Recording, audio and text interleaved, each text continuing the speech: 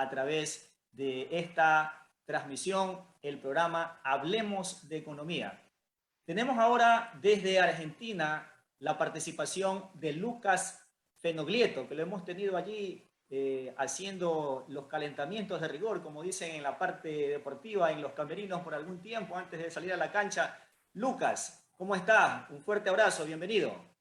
Bueno, buenos días a todos, gracias por la bienvenida. Es un placer acá desde Buenos Aires, Argentina, para que hablemos un poquito de las criptomonedas, digamos. Hoy vinculado un poco más con el tema este que estuvieron conversando previamente en el programa, que tiene que ver con el aspecto tributario y el aspecto contable, ¿sí? A mí siempre me gusta planteárselos desde un rol de el Estado. ¿Por qué cualquier Estado quiere ejercer ese poder de imperio, ese poder tributario para hacerse de recursos de las economías domésticas para poder cumplir un fin? Y ese fin es el que nos permite entender un poco más cómo funcionan las cosas. Ustedes saben que los estados tienen a su cargo la satisfacción de necesidades públicas y de funciones públicas. Básicamente se traducen en todas estas cosas que nosotros necesitamos y que de manera aislada no podríamos satisfacer.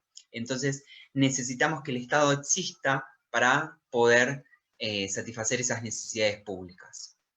Y el Estado, la verdad es que va a tratar de cumplimentar ese objetivo, ¿no? Pero para eso va a necesitar de recursos, va a necesitar de fondos para poder realizar esos gastos, esas erogaciones dinerarias. Y es ahí en donde va a tratar de ejercer ese poder soberano y va a tratar de imponer. Nosotros conocemos la tradicional imposición del impuesto a la renta, el impuesto al valor agregado, hay distintos tributos que son familiares a nosotros. Pero con esta irrupción, digamos, de la economía digital, de las criptomonedas que estuvimos conversando un poquito la semana pasada, estas estructuras quedaron un poco como relegadas, quedaron un poco anticuadas. Y es ahí en donde el Estado va a tratar de entender qué son las criptomonedas, va a tratar de comprender cómo funcionan estos nuevos términos que hablábamos la semana pasada, qué es una criptomoneda, qué es un activo digital, que existen varias, ¿sí? La más conocida, como hablábamos la semana pasada, tiene que ver con Bitcoin, pero bueno, hay un montón de otras criptomonedas. Esto de la blockchain, ¿qué significa, digamos, el proceso de minería? ¿Sí? ¿Quiénes son los mineros? Son todos términos que las administraciones tributarias no conocen y van a intentar empezar a familiarizarse con un objetivo en común, que es obtener recursos, es decir, someter a estas operaciones que se hacen con las criptomonedas a tributar, ¿sí? Entonces, es todo bastante nuevo. Incluso, bueno, yo les hablo un poco más de la experiencia que tenemos acá desde Argentina, el Fisco, que es la Administración Federal de Ingresos Públicos, la AFIP, es el organismo que se encarga de todo el proceso de fiscalización, control y recaudación tributaria. No tiene muchos conocimientos y mucha experiencia previa acerca de esta temática, con lo cual las capacitaciones que se están brindando son cada vez más constantes y más rutinarias. Sin ir más lejos, la semana pasada hubo uno de los primeros requerimientos de información en el cual se le pedía a un monotributista, que es un régimen que tenemos acá en Argentina simplificado para tributar tanto el impuesto a las rentas en un solo tributo, digamos, y se le pedía un requerimiento de información acerca de todas esas operaciones que había realizado con criptomonedas. Pero la idea no es centrarnos en Argentina, ¿sí? Sino es ver un poco qué está pasando a nivel mundial con la tributación, ¿sí? ¿Qué está sucediendo en distintos lugares del mundo respecto a estas criptomonedas, ¿sí? El primer ejemplo que les quiero traer a colación es lo que está pasando en Japón, ¿sí? Japón eximió a las criptomonedas, a la venta de criptomonedas, en lo que es el impuesto al valor agregado, ¿sí? En el caso del impuesto a las ganancias, sí están grabadas, ¿sí? La enajenación está grabada, la alícuota es un poquito menor en Japón, pero sí está alcanzada. Otro ejemplo así muy notorio es el caso de Australia, ¿sí?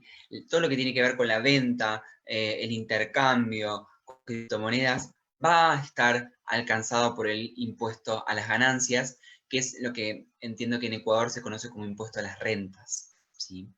En España también impuesto a la renta está alcanzado, ¿sí? Cuando uno hace una operación de compra o venta, o obtiene, por ejemplo, intereses, o mismo, por ejemplo, las diferencias de cambio, estas diferencias que se dan por las distintas cotizaciones entre el momento de compra y el momento de venta, todo eso va a estar alcanzado también en España. Yo les estoy hablando de países en los cuales ya están tributando, ¿sí? Estas operaciones no están por fuera de los marcos normativos tributarios vigentes, sino que por el contrario, están siendo sometidos a tributación. Alemania, por ejemplo, es otro caso perfectamente en el cual, digamos, podemos visualizar esta imposición sobre la compra y venta que tienen las personas jurídicas o las personas humanas, ¿sí? Las personas humanas serían las personas físicas. En este caso también, obviamente que hay, digamos, determinados montos, superando esos montos estarían alcanzados y por debajo de esos montos quedarían exentos. Les muestro un ejemplo muy claro en Alemania, ¿no? Pero el monto es de 600 euros, ¿sí? Anuales. O sea que prácticamente van a tener que tributar en este caso. Gran Bretaña, por ejemplo, es otro caso que también, ¿sí? Las ganancias están alcanzadas. Chile, para venirnos un poquito más cercanos acá al continente, digamos, la enajenación de las ganancias obtenidas como consecuencia de operar con criptomonedas también están grabadas, ¿sí? En el caso de IVA, por no tratarse de bienes que son corporales, ¿sí? No los graba en este impuesto, o sea, en el IVA. Pero bueno, el resto sí. Todo el resto de ganancias, ahí sí va a estar alcanzado. Estados Unidos tiene una historia un poquito más avanzada en cuanto a las criptomonedas.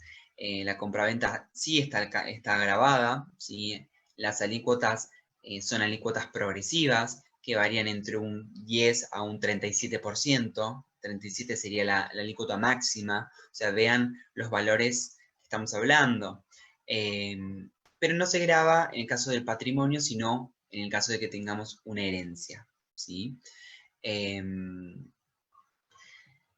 este marco de ideas, digamos, lo que se puede visualizar a nivel mundial es que hay una carencia de marcos normativos que sean totalmente claros. ¿Sí? Se ve o se puede visualizar en cualquiera de estos países que yo les estoy comentando y demás, se puede visualizar claramente que hay una ausencia de claridad, ¿sí? Por eso es que nosotros tratamos de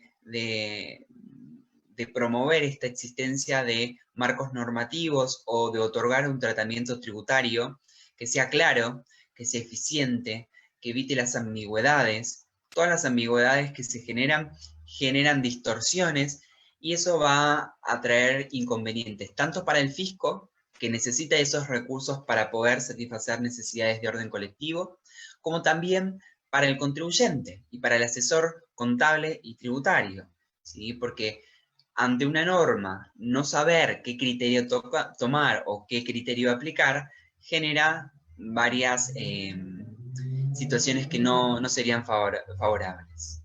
Entonces, un marco normativo tributario claro, un marco normativo eficiente, que evite ambigüedades, es sin lugar a dudas una cuestión a tener en consideración.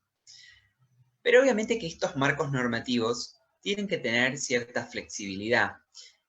Un poquito en relación con lo que hablábamos la semana pasada, cuando empezamos a hablar de las criptomonedas, yo les había comentado esto de que es un escenario muy dinámico, muy cambiante, que un día tenemos un valor de una criptomoneda y decimos, uy, es el récord, tomó un piso máximo, y de repente terminamos la charla y Bitcoin tuvo otro nuevo récord.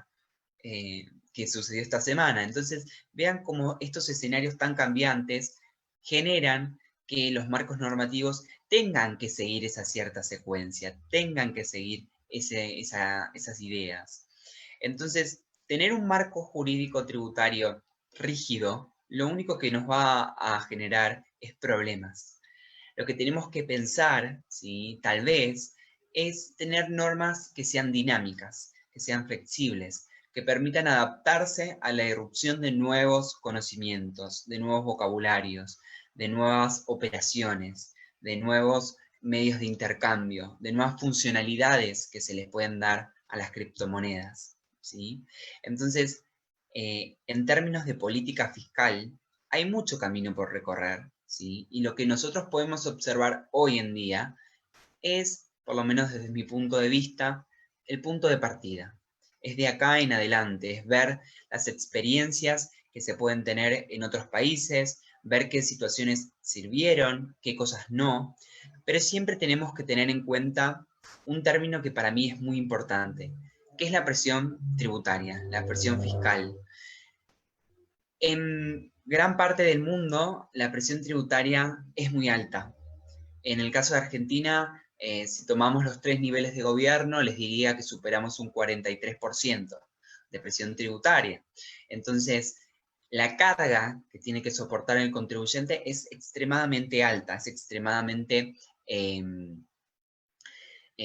cuantitativamente exagerada, me animaría a decirlo. Entonces, esa presión tributaria genera situaciones que no son favorables. Por un lado, como les decía, puede tender al ocultamiento de en las declaraciones juradas de las tenencias reales que los contribuyentes tienen. Y otra situación no deseada puede ser la fuga de capitales, es decir, irse desde una jurisdicción, un país, con un marco normativo rígido, estricto, con una presión tributaria muy alta, con alícuotas imponentes, hacia otros en los cuales las normativas sean un tanto más flexibles. Entonces esas situaciones deben ser evitadas. Entonces es algo que los estados y aquellos gobernantes que tienen poder de decisión, los poderes legislativos, tienen que, sin lugar a dudas, tener en consideración que la carga tributaria en los contribuyentes ya es alta. Entendemos obviamente que los estados necesitan de recursos para poder funcionar, para poder brindar servicios públicos de calidad, servicios públicos que permitan satisfacer necesidades que todos nosotros tenemos, el transporte, la salud, la educación y un montón de otras cosas más. Pero esta idea de querer imponer no tiene que trabar el desarrollo económico, no tiene que trabar la prosperidad de la economía de un país, sino al contrario, tiene que servir de manera tal que se pueda expandir, que podamos tener un crecimiento, que podamos desarrollarnos y que tanto el sector privado como el sector público pueda prosperar, ¿sí? Que no sea una traba en el sistema o el régimen tributario en un país determinado. Desde el punto de vista contable, es un término muy nuevo, ¿no? Lo de las criptomonedas. Y surgen muchas preguntas.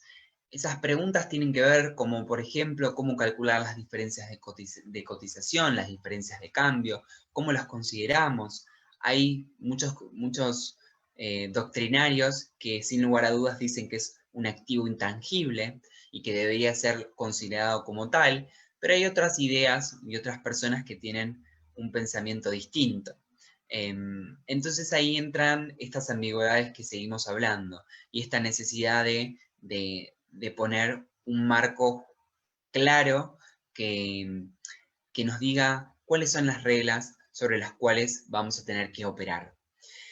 Obviamente que la contabilidad, ustedes saben que nos va a brindar información y que esa información nos tiene que servir básicamente para la toma de decisiones. Nosotros tenemos que tomar la contabilidad y utilizarla para poder tomar decisiones que nos permitan prosperar.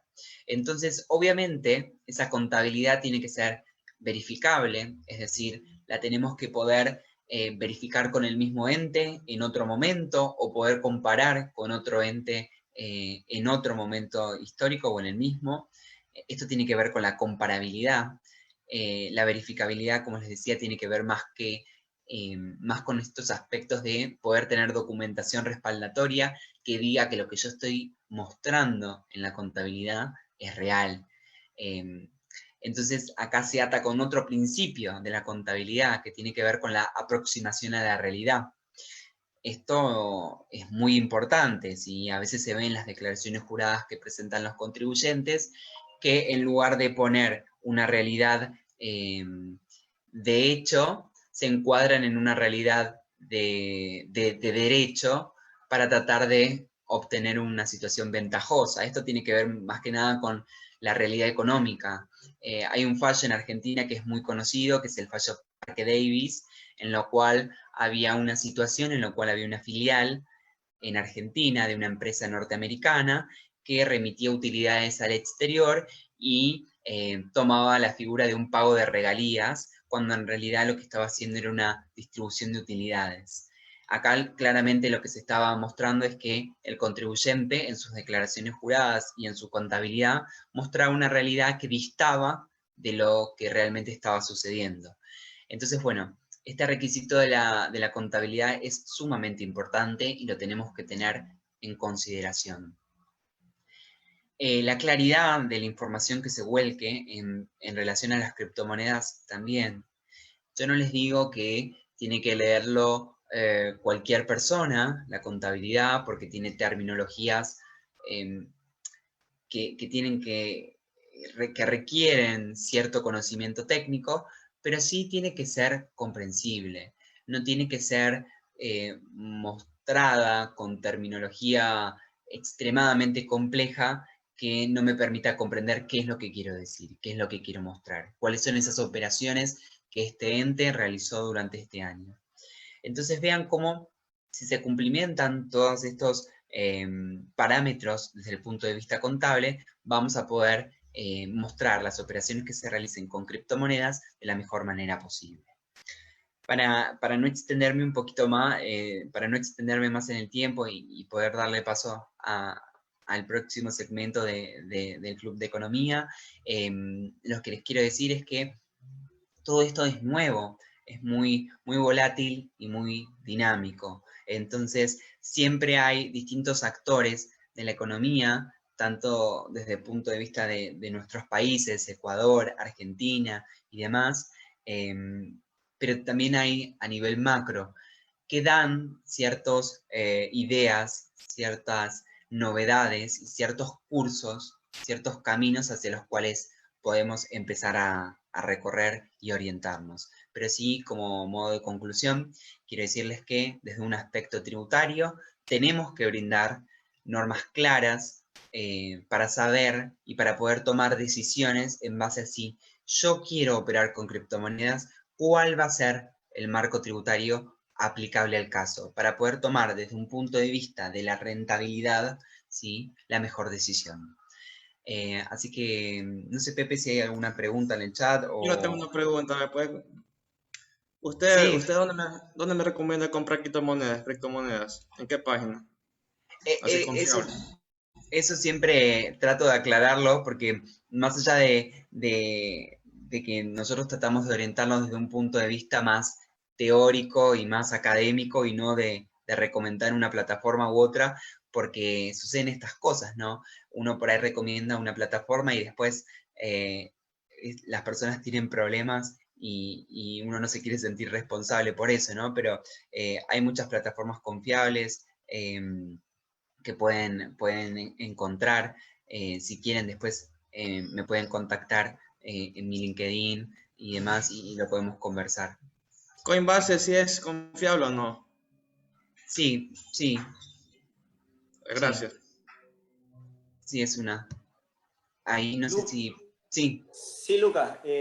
Tengo aquí bueno, más que una pregunta, un comentario en la página de Facebook de Dani Castro, por cierto. Luego vamos a pedirle a Juan José que nos ayude dando a conocer todos esos saludos que en general nos llegan a través de Facebook a este programa. Dani Castro nos dice, Lucas, en Argentina la empresa Bitfarms está invirtiendo 250 millones de dólares en la construcción de una granja de minado de bitcoins, generando 500 empleos durante su construcción y 100 cuando empiece a funcionar en el data center. Aquí un ejemplo de cómo las criptomonedas pueden aportar a la economía de un país, nos dice Dani Castro. Gracias, Dani, por ese comentario. Sí, justamente, está buenísimo, la verdad, el comentario que expuso ahí Dani Castro en el Facebook Live de Club de Economía, porque es algo que surgió y que se dio a conocer mucho esta semana, y está muy entrelazado con un tema que voy a proponer para la semana que viene, que tiene que ver con todo lo del minado, que es la minería de criptomonedas. Esto que está exponiéndose cada vez más, y es importante saber qué es, verlo desde un punto de vista de la sustentabilidad, porque la minería incluye y requiere un gran consumo eléctrico. Entonces, es un factor a tener en consideración, más allá desde el punto de vista sustentable, también desde el punto de vista económico. En el caso puntual que ahí comentaban, en Argentina es verdad, es como una especie de un Silicon Valley, ¿no? Que se quisiera imponer en el sur de la República Argentina, en el cual va a tener un impacto, o ya está teniendo un impacto, en la empleabilidad, ¿sí? En puestos de trabajo que se ponen para las personas que residen en esa zona del país, y todo lo que va a pasar una vez que esto ya empiece a funcionar.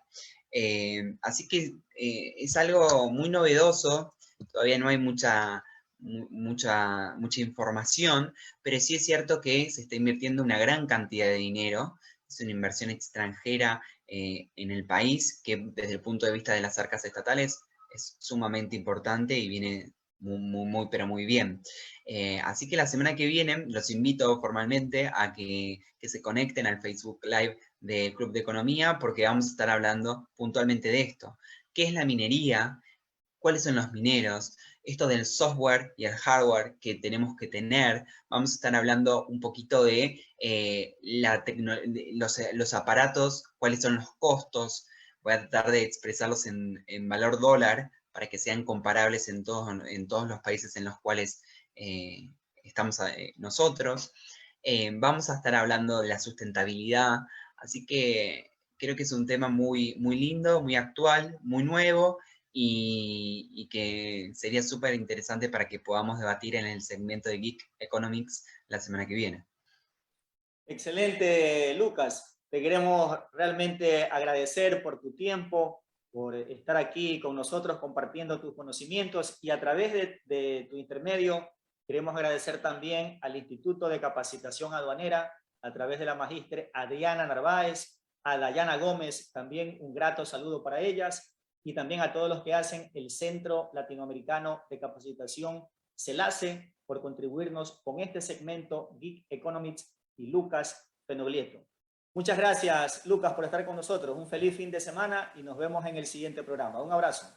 Muchas gracias, Pepe. Saludos a todos y nos vemos el próximo sábado en el Geek Economics, este segmento que tiene el Club de Economía. Muchas gracias y que tengan un muy buen fin de semana.